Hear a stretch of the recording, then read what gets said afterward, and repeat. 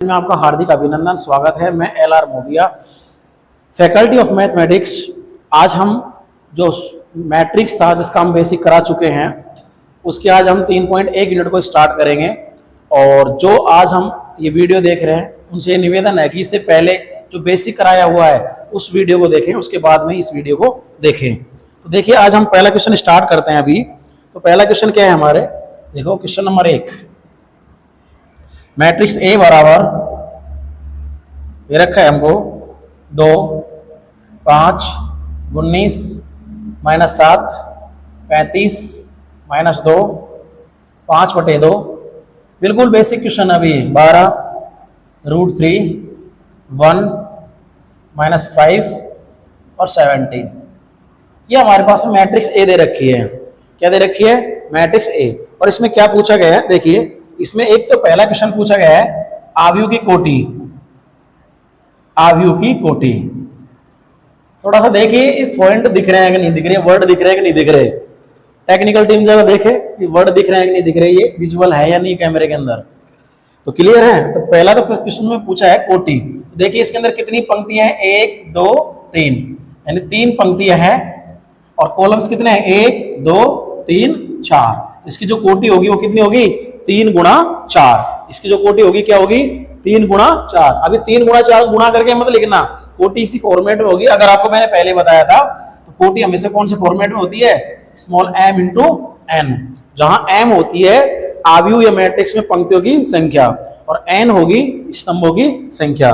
दूसरा इसमें क्वेश्चन क्या पूछा गया है, देखिए दूसरा अवयवों की संख्या, यानी टोटल नंबर ऑफ एलिमेंट्स, अवयवों की संख्या।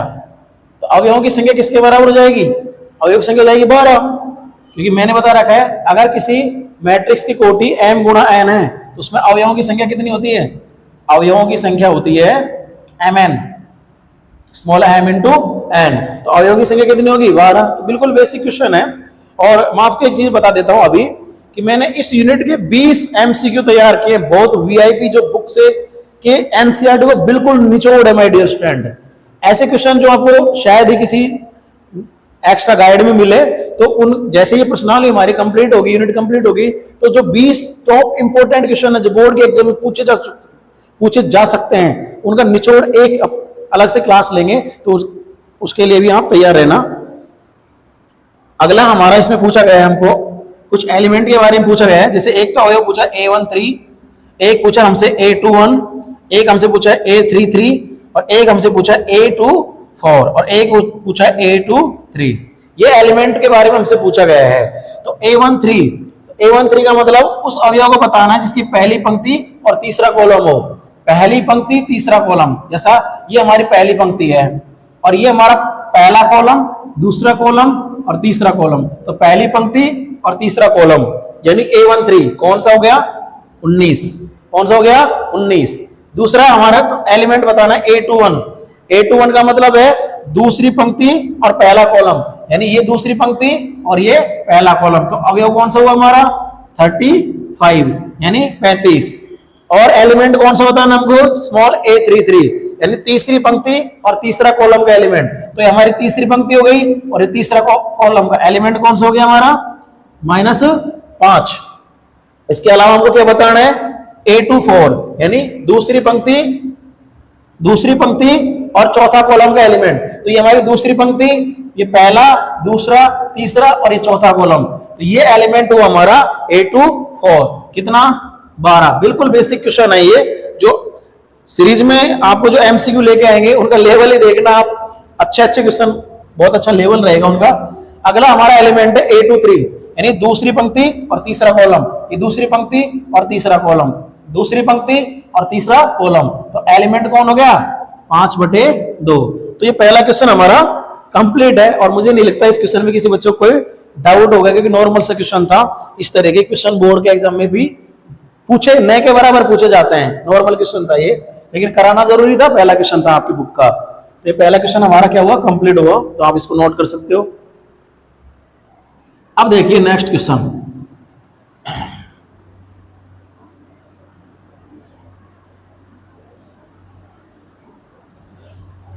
मैं दावे के साथ कह रहा हूं कि जो क्वेश्चन वैसे तो मैं करा दूंगा, उनसे बाहर बोर्ड पूछ नहीं सकता है, इतने अच्छे क्वेश्चन आपको लेके आएंगे। दूसरा क्वेश्चन क्या है देखिए इसका, दूसरा क्वेश्चन है कि यदि किसी मैट्रिक्स में 24 अवयव हैं, यदि किसी मैट्रिक्स में अवयवों की संख्या कितनी दे रखी है? 24। अवयवों की संख्या कितने दे रखी है आपके पास में? 24। 24 अवयव है तो इसकी संभावित कोटियां क्या होगी, यानी इसकी कोटियां क्या पॉसिबल होगी। और इसी में अगला दे रखा है यदि 13 अवयव हो तो कोटि क्या होगी। अगला क्वेश्चन है इसके अंदर, यदि अवयवों की संख्या, यदि अवयवों की संख्या कितनी हो? 13, तो भी हमको क्या बतानी है? कोटि, कोटि बतानी है। तो अगर अवयवों की संख्या 24 है, यानी कितनी है? 24, तो 24 अगर अवयवों की संख्या है तो कोटि क्या बन सकती है? एक तो हमारी बन जाएगी 1 गुणा 24, 1 गुणा 24। इसको बढ़ा के हम 2 कर सकते, 2 गुणा 12, 2 का भाग में चला जाएगा। इसको बढ़ा के अपन 3 कर सकते, 3 का भाग में चला जाएगा, तो 3 गुणा 8, ये भी कोटि हो सकती है। और क्या कर सकते अपन? 4 गुणा 6, 4 गुणा 6 भी 24 आ जाएगा। और 5 से तो गुणा कर ही नहीं सकते, और क्या आ जाएगा? 6 गुणा 4, और क्या आ जाएगा? 8 गुणा 3, और क्या आ जाएगा? 12 गुणा 2, और क्या आ जाएगा? और 24 गुणा 1। ये सारी कोटि हमारी पॉसिबल हैं। तो ये क्वेश्चन हो सकता है बोर्ड के अंदर आ सके। और क्वेश्चन कुछ इस तरीके से पूछेगा कि यदि अवयवों की संख्या 24 है तो निम्न में से कौन सी कोटि संभव नहीं है। तो बिल्कुल सिंपल सा क्वेश्चन है, 1 गुणा 24, 2 का भाग भी चला जाएगा, 2 गुणा 12, 3 का भाग 8 पर चला जाएगा, 3 गुणा 8, 4 का भाग 6 पर चला जाएगा, 24, यानी 4 गुणा 6, 5 का भाग जाएगा नहीं, 6 का भाग 4 पर, 6 गुणा 4, 24 एलिमेंट बन जाएंगे, 7 का भाग जाएगा नहीं, 8 का भाग 3 बार, यानी 8 गुणा 3 भी, 12 गुणा 2 और 24 गुणा 1। ये ध्यान रखना, ऐसा मत सोचना कि 1 गुणा 24 और 24 गुणा 1 एक ही बात है। ये दोनों कोटियां डिफरेंट हैं, ये ध्यान रखने की बात है, क्योंकि इसके अंदर 1 पंक्ति और 24 कॉलम है, और इसके अंदर 24 पंक्ति और 1 कॉलम है। इस बात का भी ध्यान रखें। लेकिन यदि अवयवों की संख्या कितनी है? लेकिन यदि अवयवों की संख्या कितनी है? 13। अगर अवयवों की संख्या मान लो 13 है, अगर अवयवों की संख्या 13 है तो कोटि 2 ही पॉसिबल होगी, या तो 1 गुणा 13 हो सकती है, या 13 गुणा 1 हो सकती है, बस। इसके अलावा कोई कोटि पॉसिबल नहीं है, क्योंकि सीधी सी बात है, 13 कैसी एक प्राइम नंबर है और इस किसी और संख्या का भाग इसके अंदर जाएगा नहीं। प्राइम मींस अभाज्य संख्या। तो ये भी बिल्कुल बेसिक सा क्वेश्चन था। अगला क्वेश्चन तीसरा क्वेश्चन क्या है कि यदि किसी मैट्रिक्स में 18 एलिमेंट है, अवयवों की संख्या कितनी है? 18। अवयवों की संख्या, अगर बात की जाए अवयवों की संख्या 18 है तो उसकी भी क्या पूछी गई है? इसकी संभावित कोटियां क्या है, और 5 अवयव है तो कोटि क्या है। अगर मान लो अगला क्वेश्चन क्या है कि यदि अवयवों की संख्या कितनी है? 5, तो भी कोटि बताना है। तो फिर वही बात है, कौन सी प्राइम नंबर आ गई आपकी?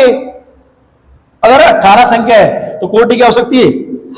1 गुणा 18, 1 का भाग 18 में 18 बार, 2 का भाग भी चले जाएगा, 2 गुणा 9, 3 का भाग चला जाएगा, 3 गुणा 6, ये भी कोटि हो सकती है।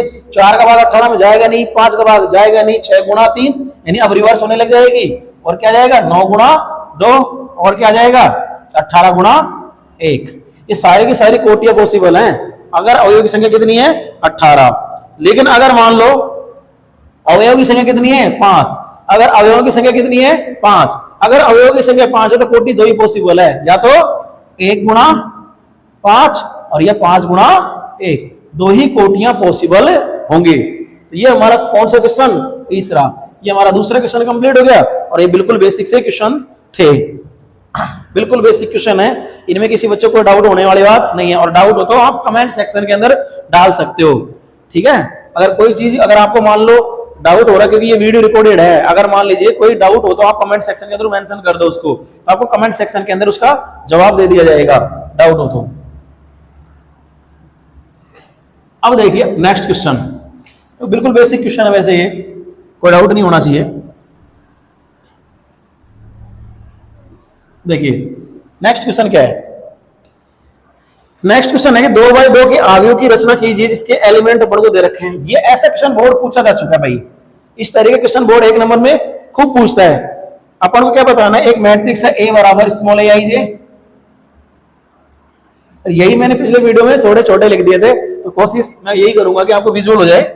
और ये जो मैट्रिक्स बनाई थी कितने बाई कितने की बनानी है? 2 बाई 2 की, 2 बाई 2 की बनानी है।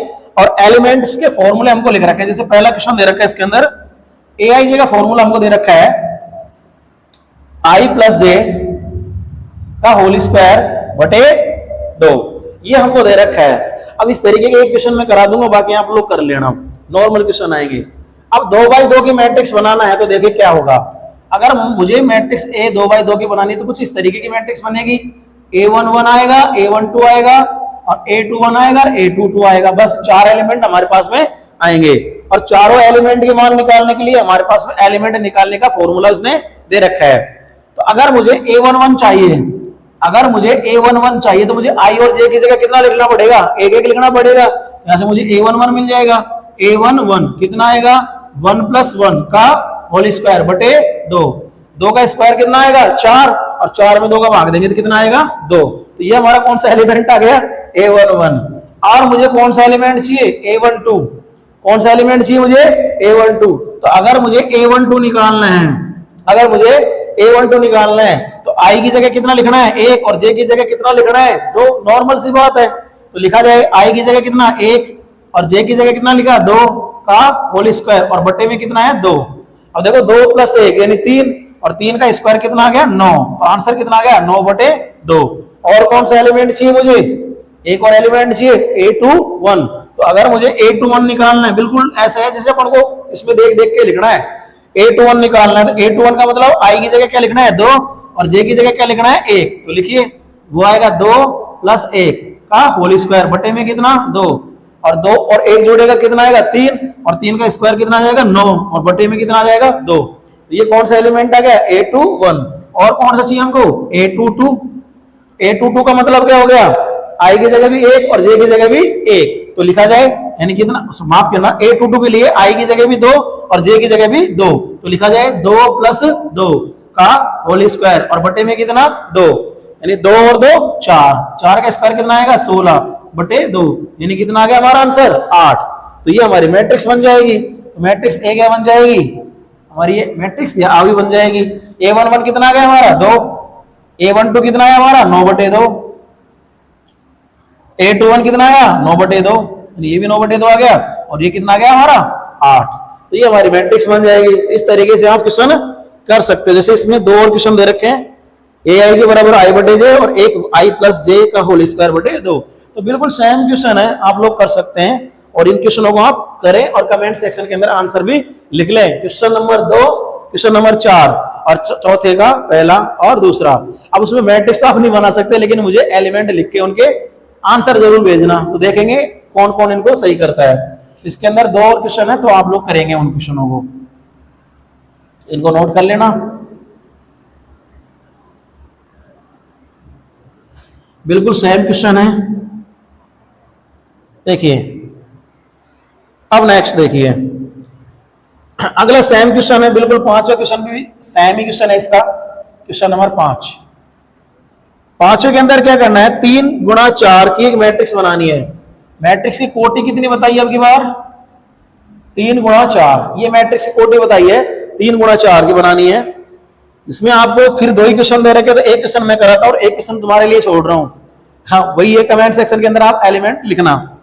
देखिए जैसे हमारे पास पहला क्वेश्चन है, इसके अंदर Aij दे रखा है अपन को ½ mod -3i + j, ये अपन को दे रखा है Aij बराबर 1/2 - 3i + j का मोड। और यहां से अपन को क्या बनानी है मैट्रिक्स, और मैट्रिक्स कोटि कितनी रहेगी 3 × 4।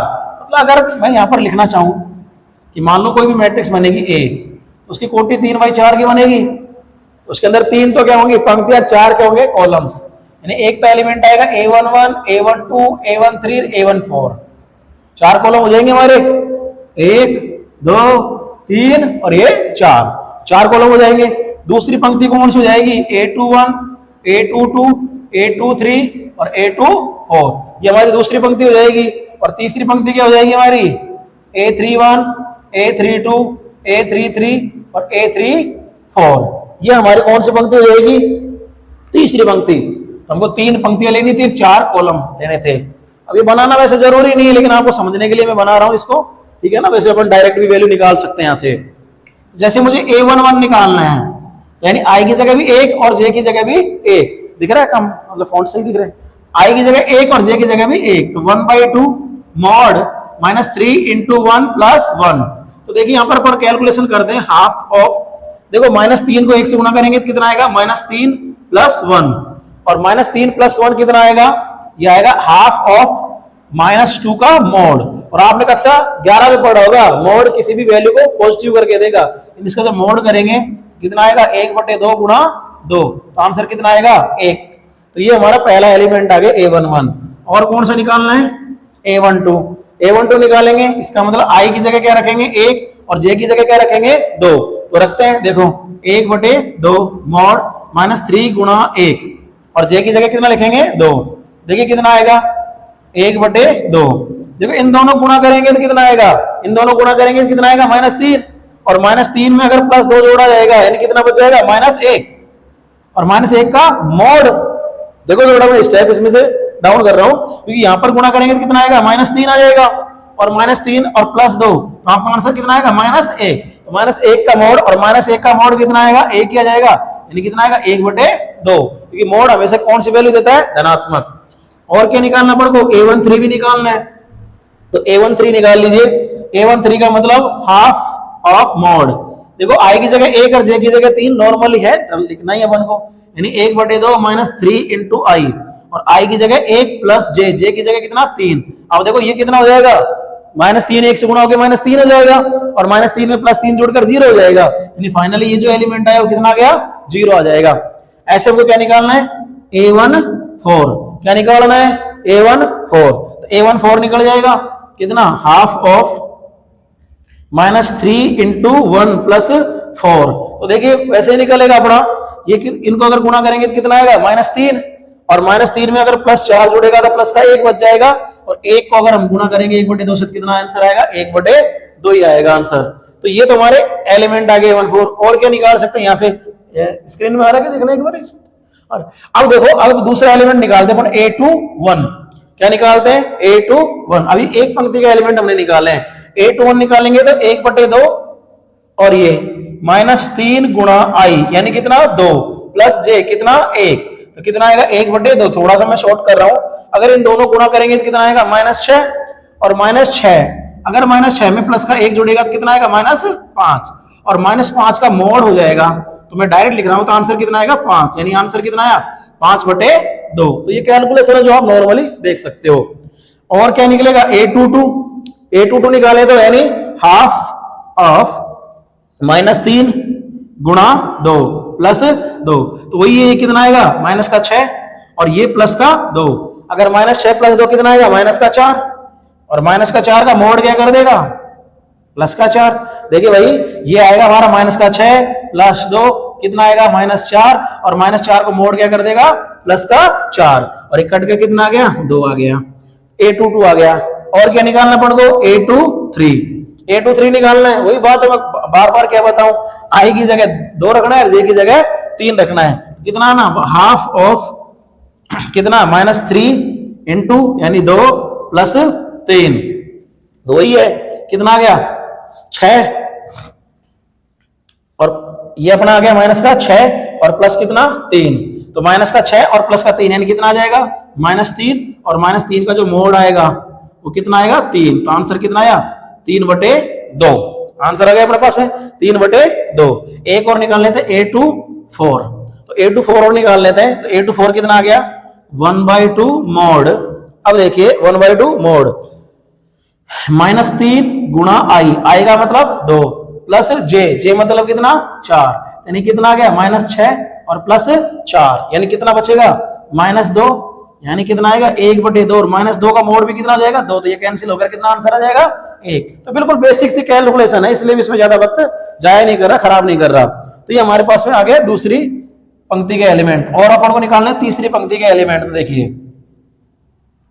जैसे अपन निकालना A31 निकालना है, तो A31 निकालें, देखिए हाफ 1/2 और -3 × आई कितना है 3 प्लस जे कितना है 1। तो अब यहां से देखिए कितना आ रहा है 1/2, देखो ये कितना आ गया -9 प्लस का 1, अगर -9 + 1 यानी कितना आ गया -8, और मोड क्या कर देगा +8, यानी कितना आएगा आंसर 4। तो ये हमारा कौन सा एलिमेंट आ गया A31। और कौन सा निकालना है A32। तो 1/2 और क्या -3 इंटू 3 प्लस 2। तो क्या आ जाएगा देखिए 1/2। अब वही है माइनस का 9 और प्लस 2 कितना आ गया माइनस का 7 और माइनस का 7 का मोड़ क्या हो जाएगा प्लस का 7। तो ये आंसर आएगा आपका 7/2। और क्या निकालना अपन को A33। तो A33 निकालना है। A33 का मतलब 1/2 मोड आई और जे की जगह दोनों की जगह 3 लिखना है तो यानी कितना आएगा -3 गुणा 3 प्लस 3। तो देखिए वही बात है ये कितना हो गया माइनस का 9 और माइनस के 9 में प्लस का 3 जुड़ेगा। अगर माइनस के 9 में प्लस का 3 जुड़ेगा तो कितना आएगा 6 माइनस का, लेकिन मोड क्या कर देगा प्लस का। तो आंसर कितना आ जाएगा 3 2 तिया 6। और क्या जाएगा A34 लास्ट एलिमेंट है A34।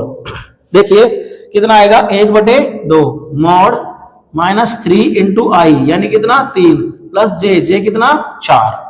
तो कैलकुलेशन कर लो वही आएगा कितना माइनस का 9 और प्लस कितना 4 यानी कितना आएगा 5 माइनस का, लेकिन मोड प्लस का कर देगा यानी इसका भी आंसर कितना आएगा 5/2।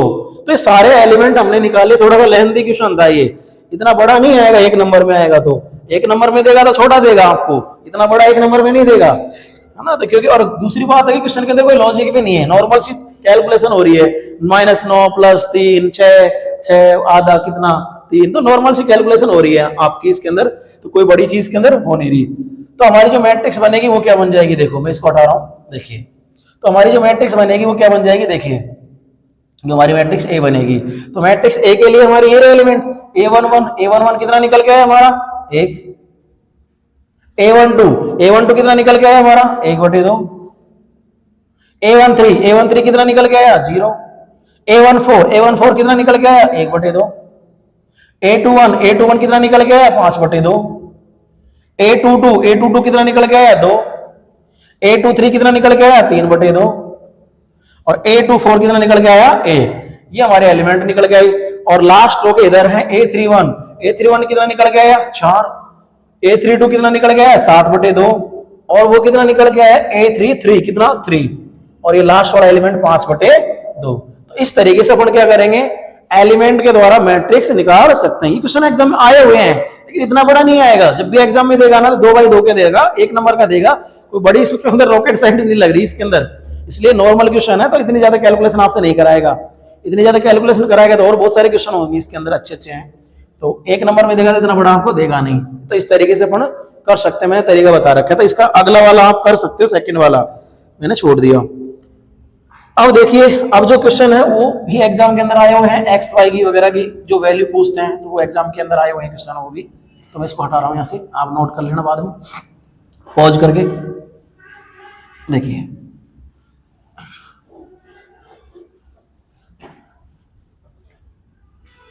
देखिए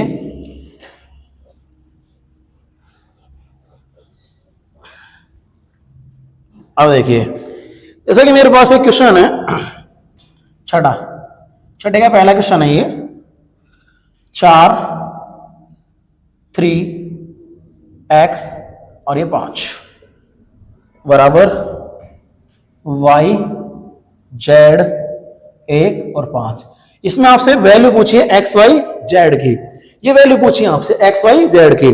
तो देखिए हमने बताया था कि जब भी दो मैट्रिक्स बराबर होंगी तो दो मैट्रिक्स तभी बराबर होगी जब उनकी कोटि समान हो और संगत अवयव समान हो। संगत अवयव बराबर होने का मतलब क्या है, ये वाला एलिमेंट किसके बराबर होगा इसके, तो दो आव्यूह या दो मैट्रिक्स तभी समान होंगी जब संगत अवयव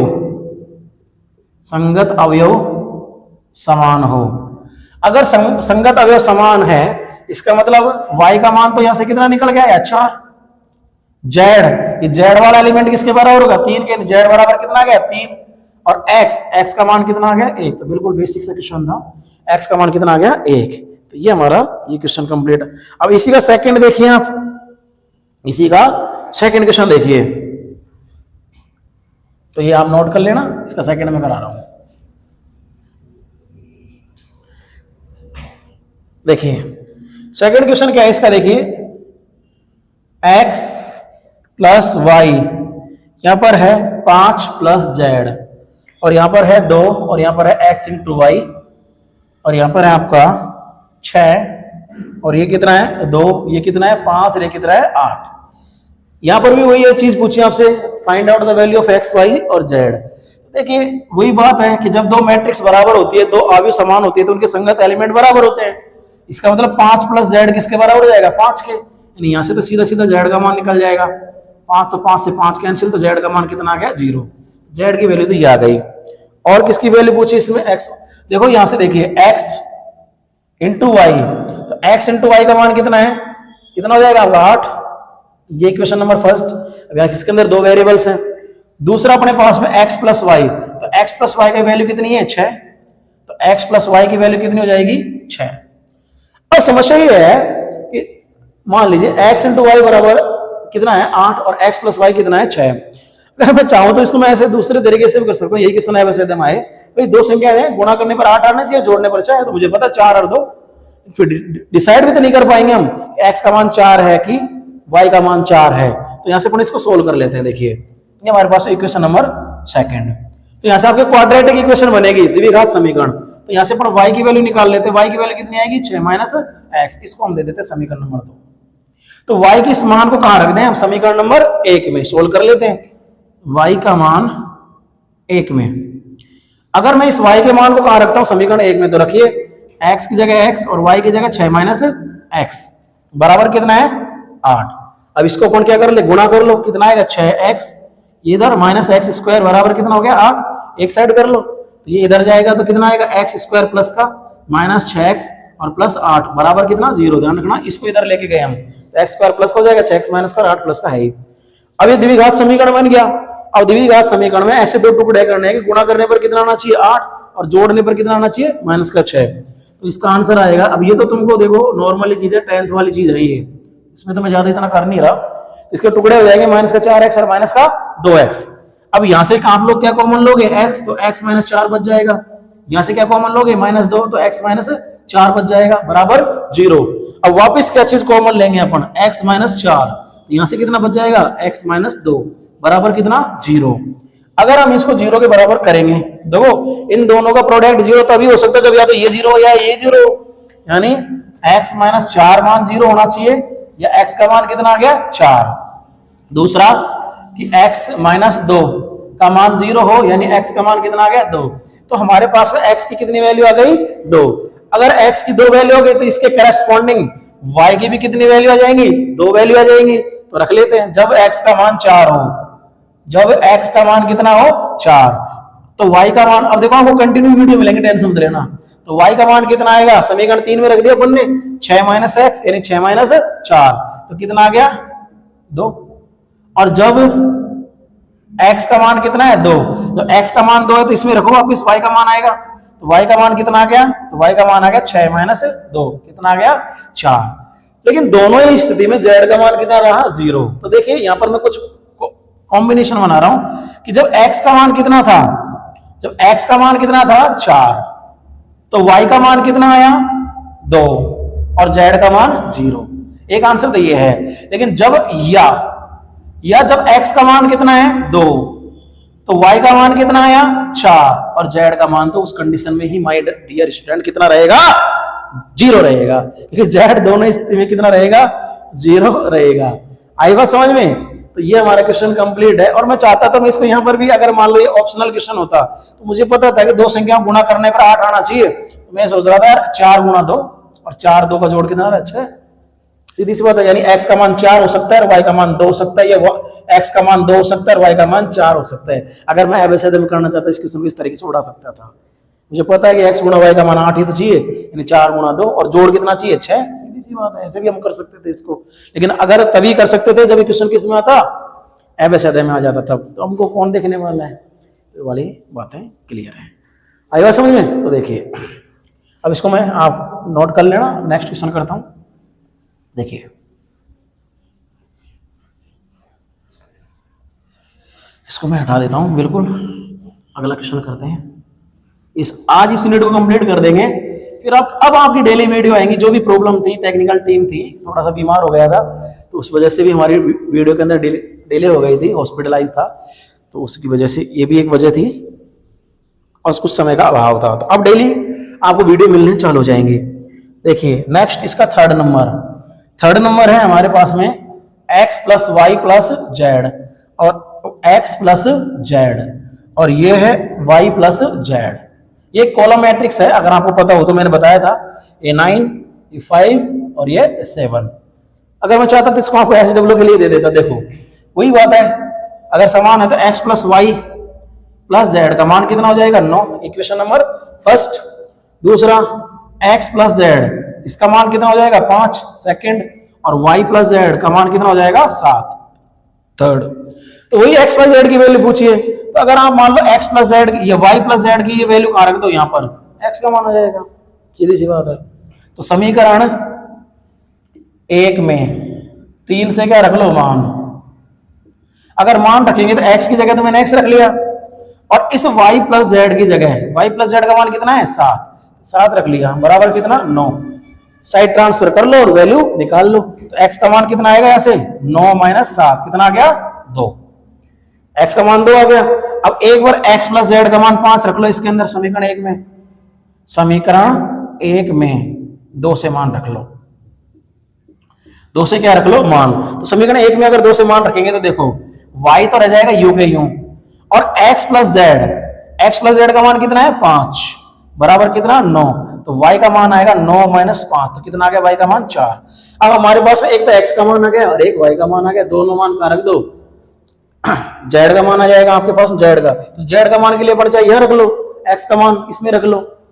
देखिए y आई x आ गया और y आ गया, तो आपको क्या चाहिए z के लिए आप 2 में रख लो या समीकरण 3 में रख लो। तो देखिए चलो मैं यहां पर रख देता हूं समीकरण 2 में, x का मान 2 में रखो तो x का मान कितना रखना था 2 प्लस z बराबर कितना है 5 और z का मान यहां से कितना है 5 माइनस 2 कितना आ गया 3। यहां पर भी रखेंगे तो यहां पर किसके रखेंगे y का मान 4 इधर जाएगा तो भी कितना आएगा आपका 3 ही आंसर आएगा। तो इन z की वैल्यू कितनी आ गई 3। या हो सकता है कई बच्चे ऐसे सोच रहे होंगे कि x और y दोनों की वैल्यू यहां रख दिया जाए, यहां से भी z की वैल्यू मिल जाएगी, तो उसमें कोई आपको प्रॉब्लम नहीं होगी। कोई डाउट हो तो आप कमेंट सेक्शन के अंदर लिख देना। तो ये हमारा क्वेश्चन कंप्लीट हो गया। तो यहां से 1 नंबर का क्वेश्चन तो आएगा और 1 नंबर के क्वेश्चन को इतनी अच्छी सीरीज लेके आऊंगा, आप देखना हिल जाएंगे टीचर भी, ऐसे अच्छे क्वेश्चन आएंगे। देखिए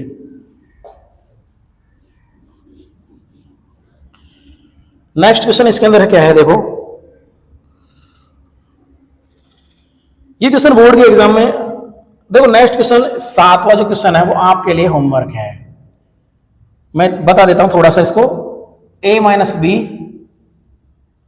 2a minus b 2a plus c 3c plus d और ये जो वैल्यू दे रखी है वो कितनी दे रखी है -1 5 0 और 13 ये दे रखी है।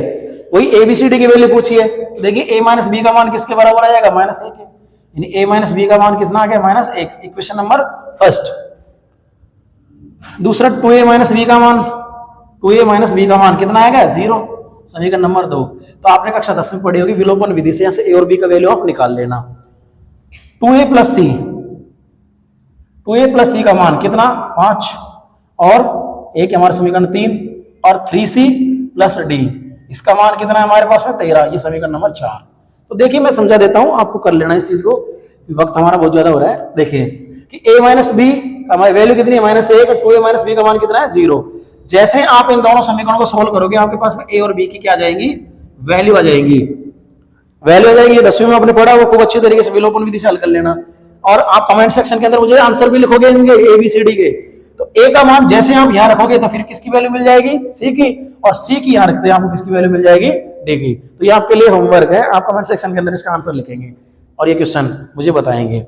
और कोई डाउट हो तो अगर मान लो आपसे फिर भी आंसर नहीं आ रहे हैं तो कमेंट सेक्शन के अंदर भी लिख देना कि इसका आंसर मैच नहीं आया, तो मैं कल इसका फिर वापस करा दूंगा। तो ये आपको होमवर्क है। देखिए नेक्स्ट क्वेश्चन क्या है, देखो ये नेक्स्ट क्वेश्चन है वो बोर्ड में आया हुआ है क्वेश्चन, ये बिल्कुल नॉर्मल क्वेश्चन है। यदि a बराबर small aij small m into n, एक वर्ग मैट्रिक्स है, एक कैसी है, वर्ग आव्यूह। तो कौन सा कथन सत्य है? ये बोर्ड के एग्जाम में आया हुआ है बिल्कुल, हालांकि नॉर्मल क्वेश्चन है लेकिन आया हुआ है। m is less than n, b m is greater than small n, c m बराबर n, और d है इसके अंदर नन ऑफ दीज, कोई भी नहीं। इसका आंसर कौन सा सही रहेगा? सी, m बराबर n, क्योंकि वर्ग मैट्रिक्स होती है इसमें पंक्तियों की संख्या स्तंभों की संख्या बराबर हो जाती है। ये हमारा क्वेश्चन नंबर 8। अब देखिए क्वेश्चन नंबर 9। बहुत सारे बच्चों को कंफ्यूज रहता है जब क्लास लेते हैं तब क्वेश्चन नंबर 9 के अंदर, तो इसमें कंफ्यूज पढ़ने की भाई बिल्कुल जरूरत नहीं है। क्वेश्चन नंबर 9 को देख लीजिए आप लोग।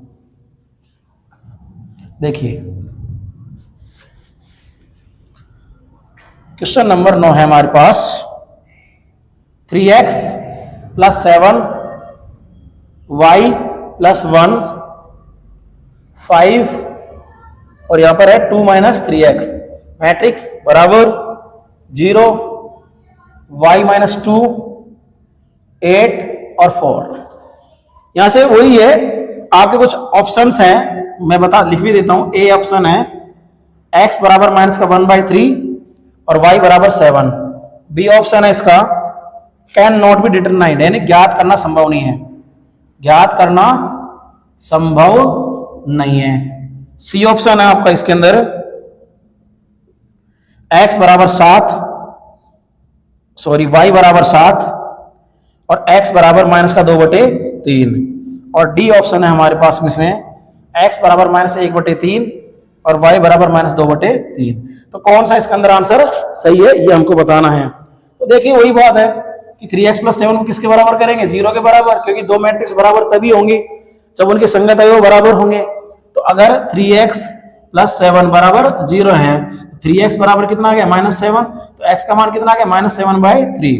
अब यहां से x की वैल्यू आ गई, लेकिन यहां पर भी तो x की वैल्यू फंस रही है, इस हिसाब से इसकी वैल्यू किसके बराबर हो जाएगी? 4 के, 2 माइनस 3x बराबर कितना हो गया? 4।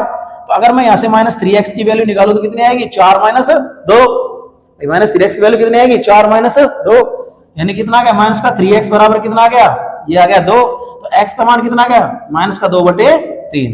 अब देखिए यहां से x की वैल्यू कितनी आ रही है? माइनस का 7/3, और यहां से कितनी आ रही है? x का मान -2/3, यानी x का एक पर्टिकुलर वैल्यू नहीं आ रही है, इसलिए x तो ज्ञात करना पॉसिबल नहीं है। लेकिन y के बारे में देखें तो यहां से देखें, y प्लस 1 का मान कितना आ रहा है? यहां से 8, यानी y का मान कितना आएगा? 8 माइनस 1, तो y का मान कितना आ गया? 7। लेकिन यहां से भी y का मान 7 ही आ रहा है, देखिए तो y माइनस 2 बराबर कितना है? 5, तो y का मान यहां से भी कितना आएगा? 5 प्लस 2 कितना आ गया? 7।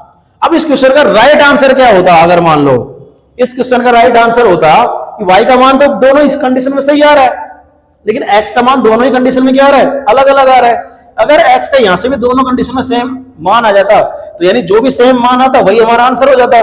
इसका मतलब y का मान तो 7 सही है, y के इस मान के लिए तो दोनों मैट्रिक्स बराबर है, लेकिन x के इन दोनों मानों के लिए मैट्रिक्स बराबर नहीं है। एक अगर मान ये लिया जाए तो ये दोनों बराबर हो सकते हैं, फिर ये दोनों बराबर नहीं होंगे। अगर इस मान को लिया जाए फिर ये दोनों बराबर हो जाएंगे, ये दोनों बराबर नहीं होंगे। इसका मतलब इसका आंसर कौन सा सही रहेगा? ऐसा तो कोई आंसर है नहीं कि y का मान 7 हो और x का मान लिखा होगा भाई कैन नॉट बी डिटरमाइंड, ऐसा तो कोई ऑप्शन है ही नहीं, यानी ये हमारा हो ही नहीं सकता। यहां पर देखिए ये भी हमारा नहीं हो सकता। x बराबर देखो y का मान कितना दे रखा है? 7, y का मान 7, x का मान -2/3, तो फिर ये भाई 7/3 भी तो है, यानी ये भी हमारा आंसर नहीं हो सकता। तो इसका आंसर कौन सा है? बी ऑप्शन सही है, कैन नॉट बी डिटरमाइंड, यानी इसको हम ज्ञात नहीं कर सकते। तो टेंशन लेने की जरूरत नहीं है, इसके अंदर यही इसका आंसर राइट रहेगा, कैन नॉट बी डिटरमाइंड। अब देखो लास्ट क्वेश्चन है इसका, उसको देख लेना। थोड़ा सा फंडामेंटल लॉ ऑफ काउंटिंग कक्षा 11 के अंदर आपने पढ़ा होगा, गणना का आधारभूत सिद्धांत क्रमचय और संचय के अंदर, तो हल्का सा वो उसके अंदर लग रहा है, उसमें घबराने की कतई भी जरूरत नहीं है। देखिए एक 3 गुणा 3 क्वेश्चन नंबर 10, 3 गुणा 3 कोटि के ऐसे कितने मैट्रिक्स की कुल कितनी संख्या होगी जिनकी प्रत्येक प्रविष्टि 0 या 1 है? देखिए जो मैट्रिक्स है उसकी कोटि है 3 गुणा 3, इसका मतलब उसके अंदर अवयव कितने होंगे? ये तो कोटि दे रखी है, कोटि क्या दे रखी है? 3 गुणा 3। अगर कोटि 3 गुणा 3 दे रखी तो अवयवों की संख्या कितनी हो जाएगी? 9। अवयवों की संख्या हो जाएगी 9। ध्यान समझना, बहुत सारे बच्चे कंफ्यूज रहते हैं इसके अंदर। अगर अवयवों की संख्या 9 होगी तो कुछ मैट्रिक्स इस तरीके की होगी, देखिए एक अवयव यहाँ, एक यहाँ, एक यहाँ, एक यहाँ, एक यहाँ, एक यहाँ, एक यहाँ, एक यहाँ, एक यहाँ, इस तरीके से आपके एलिमेंट आ जाएंगे।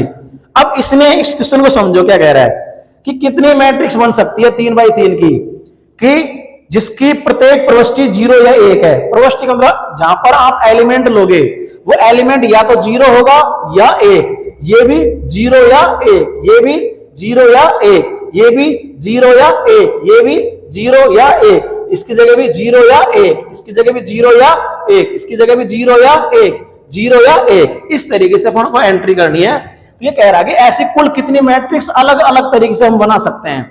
तो देखिए डियर स्टूडेंट, इस अवयव को भरने के कितने तरीके हो गए? 2। इस अवयव को भरने के कितने तरीके हो गए? 2। इस अवयव को भी भरने के कितने तरीके हो गए? 2। इस अवयव को भी भरने के कितने तरीके हो गए? 2। इस अवयव को भी भरने के कितने तरीके हो गए? 2। इस अवयव को, यानी सभी अवयवों को कितने भरने के कितने तरीके हो गए? 2 तरीके हो गए।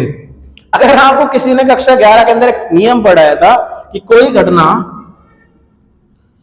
घटना m प्रकार से और उसके बाद दूसरी घटना n प्रकार से घटित होती है, तो दोनों घटनाएं संयुक्त रूप से इसी क्रम में m गुणा n प्रकार से घटित हो सकती हैं। इतने प्रकार से घटित हो सकती है। इसका मतलब यह है कि इस अवयव को 2 तरीके से, इसको भी 2 तरीके से, इसको भी 2 तरीके से भरा जा सकता है। तो कुल अवयव को कितने तरीके से भरा जा सकता है?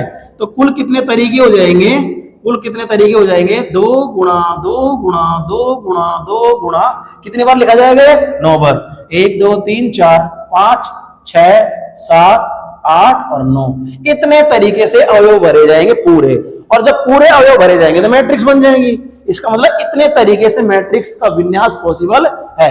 1 2 3 4 5 6 7 8 9, इतने, यानी कितना आ गया? 2 की घात और 9, और 2 की घात 9 का आंसर कितना आएगा? 500 और ये 12।